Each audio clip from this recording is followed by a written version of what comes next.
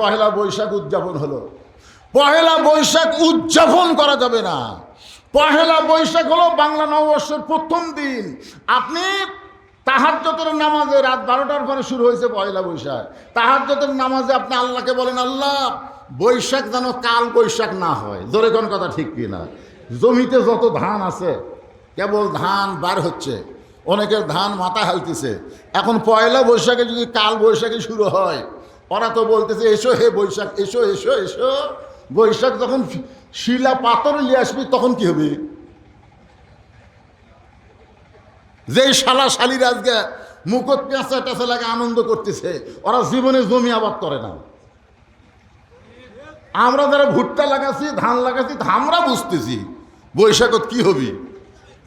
তা আমরা দোয়া করতেছি, আল্লাহ পহেলা বৈশাখে আসমানি গজব, জমিনের কোনো গজব যেন না আসে, এই দোয়া করে বৈশাখকে বরণ করা লাগবে। জোরে কোন কথা ঠিক কিনা?